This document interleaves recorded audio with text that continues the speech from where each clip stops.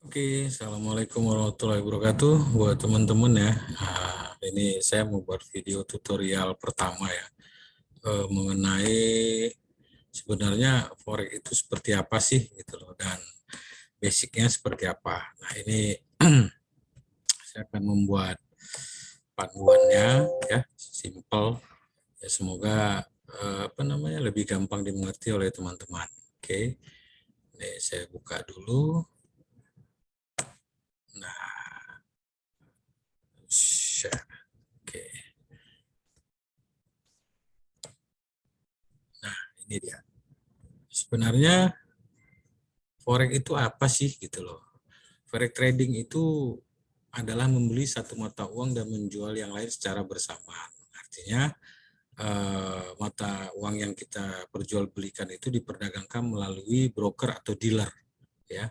Ya banyak sih contohnya ada Euro USD, ada GBP Japan Yen, ada GBP USD bermacam-macam ya. Nah, di sini kita mengambil selisih nilainya, ya nilai yang terjadi di transaksi tersebut, gitu loh. Nah, di sini teman-teman bisa lihat apakah itu sulit? Enggak juga. Nah, apa saja jenis pasangan mata uang ya? Ada yang mayor. Kalau yang mayor itu cross mayor itu ya yang versus USD ya. Ada ya juga yang kita sering juga sebut dengan cross pair. Jadi harus dikenali dulu produk yang akan kita perdagangkan. Jadi bedakan mata uang sama nilai mata uang ya. Mata uang itu bentuknya fisik, nilai mata uang adalah harga yang bergerak fluktuatif naik dan turun. Jadi nilai apa harganya ya, nilai mata uangnya harga bukan fisiknya gitu loh. Nah, ini macam-macam pasangan-pasangan mata uang ya. Euro ada yang bentuk cross, ada yang bentuk mayor tadi ya.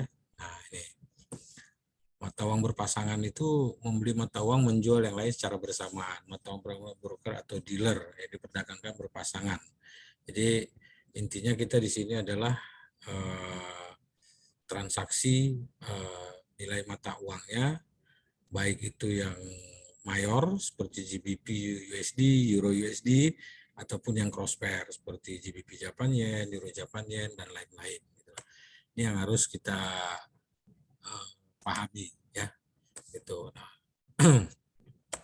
pasar dan likuiditas. Nah, pasar likuiditas tidak seperti pasar keuangan yang lain ya, seperti New York Stock Exchange, pasar spot tidak memiliki lokasi titik dan pertukaran pusat. Pasar forex adalah over the counter OTC atau interbank karena fakta bahwa seluruh pasar dijalankan secara elektronik dalam jaringan bank dan terus-menerus 24 jam. Artinya big marketnya itu ada pada perbankan ya. Dan ini merupakan pasar keuangan terbesar di dunia ya. Dolar adalah mata uang yang paling banyak diperdagangkan, hampir 84,9% dari seluruh transaksi. Sedangkan euro ada yang di kedua, sekitar 39% ya, yen yang ketiga gitu. Jadi kita bisa tahu nih mata uang mana saja yang memonopoli paling teratas dalam daftar-daftar pair yang akan kita transaksikan gitu loh. Nah, ini contoh currency distribution the marketnya ya. Dan tetap ya dolar itu sebagai raja. Ya, jadi kawan-kawan bisa baca ini jelas tabelnya ada semua gitu loh. Jadi nggak sembarangan kita wah pokoknya kalau trading itu pasti bisa profit enggak juga gitu loh. Ada dasarnya dan yang harus kita ketahui itu pertama adalah eh, asal usulnya forex ini, cara kerjanya, terus hukum dagangnya, hukum pasarnya juga kita harus tahu ya. Hukum pasar simpel sih ada tiga. Pembeli lebih banyak dari penjual harga naik, penjual lebih banyak daripada pembeli harga turun, penjual dan pembeli sama-sama banyak atau tidak ada itu harga sideways. Ya, ini pengenalan dasar aja sih gitu loh. Nah, sedangkan pelaku pasarnya itu yang selama ini saya pelajari ya itu ada pemerintah, ada bank sentral, ada pengusaha, ada emas ya. Jadi melemah atau membaiknya nilai satu mata uang itu tergantung empat hal tadi ya. Jadi di sini ada dijelaskan ya kenapa AS memainkan peran sentral dalam pasar forex yang ya karena dia kuat di 4 sistem tadi. Contoh pertama, ekonomi Amerika Serikat adalah ekonomi terbesar di dunia. Dolar AS merupakan mata uang cadangan dunia, hampir kayak emas ya, bisa jadi cadangan dia. Dan itu dia memiliki pasar keuangan terbesar dan paling liquid di dunia. Dia mempunyai politik yang stabil, dia negara adidaya dengan kekuatan militernya dan ekonominya juga bagus gitu loh. Ya. Nah, sementara ingat di pasar itu juga ada spekulasi ya. Spekulasi itu artinya perdagangan yang terjadi kebanyakan berasal dari pedagang yang membeli dan jual berdasarkan pergerakan harga harian. Jadi dia mainnya liquidnya cepat gitu loh. Spekulan itu diperkirakan ada lebih dari 90% di pasar. Jadi ya kita harus tahu kapan kita harus in, kapan harus out gitu loh ya. Nah, selanjutnya ini cara-cara bertransaksi ya kalau menggunakan Meta 4 atau Meta 5 itu beda ya karena setiap broker itu memiliki platform masing-masing. Ada yang menggunakan e-trade, ada yang menggunakan C-trader, ada yang menggunakan MetaTrader ya, MetaTrader 4, MetaTrader 5 gitu loh. Jadi kalau ada yang nanya binary option gimana ya, kalau binary option lain lagi ceritanya, itu saya kurang paham ya. Karena saya juga pernah ditawarkan ke arah itu, cuman saya tidak mau masuk ke bidang itu gitu. Karena bagi saya di 2013 ketika ditawarkan, saya udah tanya license-nya dulu ya, ternyata yang menawarkan ini mengatakan license-nya itu rumah judi gitu loh. Oke. Apa saja keuntungan yang bisa kita dapatkan di forex? Nah, di forex itu high risk high return ya. High risk high return itu artinya keuntungannya bisa 100%, kerugian juga bisa 100%. Jadi yang jadi kita harus mengerti benar gitu loh masalah edukasinya ya, bagaimana cara meminimalisir kerugian, bagaimana mengatur pola mindset, bagaimana mengatur manajemen keuangan, manajemen lotnya gitu loh. Ya sebenarnya kalau apa ya, kalau mau santai sih enaknya di dunia forex kalau kita memang sudah benar-benar paham gitu loh, karena nggak banyak beban ya. Seperti saya misalnya mau bisnis nasi goreng gitu, banyak yang harus saya pikirkan. Saya harus mikirkan tempat, saya harus mikirkan gerobaknya, atau kalau saya di ruko saya harus mikirkan styling lah segala macam, piring, bangku gitu loh. Ya kalau di dunia forex saya nggak perlu mikirkan itu. Yang penting jaringan internet saya stabil gitu loh ya.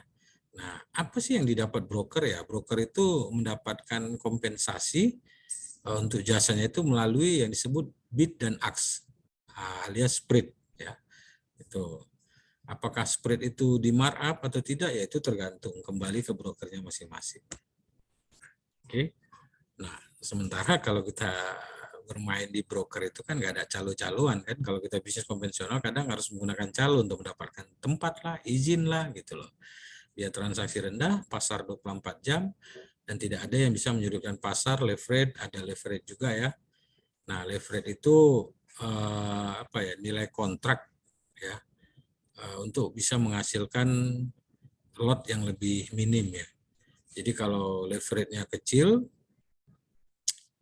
sebagai contoh leverage 1:50 yang berarti bahwa deposit dolar margin 50 memungkinkan pedagang atau membeli menjual mata uang senilai 2.500 gitu ya. Itu daya ungkitnya gitu. Ya ada yang bilang itu seperti pedang bermata dua gitu loh. Ya tapi tanpa adanya leverage maka apa ya,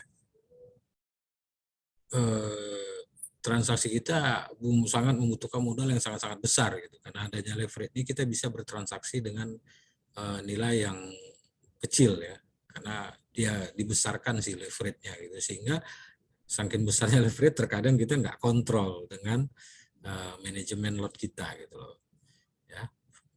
Nah, jadi terus kita juga harus tahu struktur pasarnya seperti apa ya, hambatan-hambatan ketika kita hendak entry ya, itu juga kita harus tahu gitu loh. Jadi jangan hanya berpikir wah entry itu hanya buy dan sell. Tidak, kita juga harus mempunyai kemampuan trading ya, terutama ilmunya. Karena di sini bukan tebak-tebakan. Memang peralatan yang kita gunakan, sistem yang ada itu gratis, bener, gratis. Contoh kalau mau berlatih itu pakai akun demo itu gratis. Ya, untuk memperdalam skill dan teknik kita dalam menganalisa pasar. Itu penting, ya. Oke. Nah, ini siapa yang ingin buku ini bisa nanti saya kasih ya. Ini bagaimana decentralized marketnya ya. Jadi kemana saja harga-harga itu dibuang atau transaksinya ke apa namanya pasar yang terbesarnya itu di mana gitu loh. Nah, sementara di liquidity provider itu bukan hanya satu, banyak ya, yang biasa disebut dealer gitu loh. Dan itu mereka juga mempunyai persaingan-persaingan tersendiri gitu ya. Tuh. Jadi itu yang harus teman-teman pahami dulu ya. Ini pelaku-pelaku pasarnya. Yang utama itu adalah super bank, ya, baru ada pemerintah, bank sentral, perusahaan bank komersil, ya, para spekulator. Nah, itu yang harus Anda ketahui. Dan market itu kalau di forex itu 24 jam ya. 24 jam dari Senin sampai Jumat. Sabtu pagi tutup, Senin pagi buka. Dan ini adalah time zone-nya ya. Ada waktu Sydney, ada waktu Tokyo, London, dan New York. Dan ini ada musim dingin juga. Jadi di forex itu ada 2 musim ya yang dikenal, musim dingin dan musim panas. Dan itu setiap musim waktu pembukaan dan close marketnya itu berbeda-beda, tutup dan open market berbeda. Oke. Nah, ini keterangan mengenai pasar Tokyo ya. Buka jam 7 pagi. Nah, dan ada presentasi berapa banyak dari nilai keseluruhan transaksi ketika terjadinya di market Tokyo ya, atau Asia, kita sering sebutnya sih market Asia gitu loh.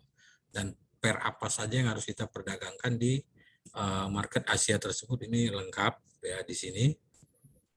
Nah, ya biasanya sih orang mainnya di USD Japan Yen, Aussie USD sama NZD USD ya. Nah, ini pasar London ya, dia bukanya biasanya kalau sesi tertentu dia bisa buka di jam 3 sore biasanya ya. Tergantung brokernya sih open marketnya jam berapa gitu. Nah, kalau sesi London hampir semua pair bisa ditransaksikan karena sudah mulai ramai ya, Asia Eropa gitu sudah terbuka. Nah, pasar New York itu biasanya dimulai dari jam 6 sore atau jam 7 malam. Nah, itu juga rame biasanya itu sampai jam 12 malam. Sampai jam 12 malam ya. Nah, setelah itu kebanyakan kan kalau dari Asia sudah mulai istirahat, demikian juga Eropa gitu. Jadi itu sih yang harus kita tahu untuk basic-basic dan bagaimana hukum kerjanya tadi sudah saya jelaskan. Ada 3, pembeli lebih banyak dari penjual harga naik, penjual lebih banyak dari pembeli harga turun, dan kalau pembeli dan penjual sama-sama banyak atau sama-sama tidak ada, harga stuck sideways ya. Sideways itu artinya tidak terlalu signifikan pergerakan naik turunnya ya. Jadi hanya apa ya, pelan-pelan aja. Ini saya kasih jadi nggak terlalu kenceng lah. Jadi untuk mencari profit itu agak susah gitu loh. Nah, jadi ada juga yang disebut pasar overlap ya. Overlap itu dimulai jam 8 malam. Jadi sebagai trader yang bekerja di kantor, sama seperti Asia dan Eropa, AS menjadi satu pusat keuangan utama yang diperhatikan. Tentu saja kita bicara tentang kota yang tidak pernah tidur, New York City. Nah, situ sangat banyak trader-trader spekulan yang bisa membuat pasar itu menjadi overlap. Gitu. Nah, buat teman-teman, mungkin itu dulu ya. Video singkat dari saya supaya Anda memahami benar konsep dasar forex yang sebenarnya, terus cara kerjanya bagaimana. Nah, kalau teman-teman yang ingin bukunya bisa komen di bawah ya, di bawah. Nah, nanti atau tinggalkan alamat email Anda, nanti akan saya emailkan, insya Allah kalau saya baca komennya. Dan semoga dengan adanya buku ini kita lebih memahami apa itu forex, apa itu binary option, bagaimana cara kerja saham. Jadi nggak asal sembarang mengikuti sesuatu yang akhirnya membuat diri kita itu menyesal di kemudian hari. Ya, seperti di beberapa sosial media saya lihat ada yang hancur di binary option, terutama di platform-platform tertentu sampai banting laptop. Ya, gimana ya, saya nggak bisa juga menyalahkan si afiliator 100% ya. Nah, kebanyakan karena kesalahan dari diri kita sendiri. Kita tidak mau belajar, tidak tahu, tidak mau memahami, atau tidak mau mencari tahu yang sebenarnya. Gitu loh. Sehingga gara-gara teriming-iming dengan kesuksesan seseorang, sehingga kita dengan gampang, oh percaya, ayo kita coba begini, ternyata akhirnya salah gitu loh. Nah kalau di sini di buku ini semua lengkap ya, lengkap, dan insya Allah dengan mungkin setelah membaca buku ini Anda memahami konsep market yang sebenarnya. Mungkin itu dulu dari saya. Sebelumnya saya ucapkan terima kasih dan semoga kita semua sukses ya, sukses dan bisa berhasil di bidang di dunia trading ya, khususnya di pasar modal baik saham maupun forex. Kalau binary option saya no comment. Oke, thank you. Assalamualaikum warahmatullahi wabarakatuh.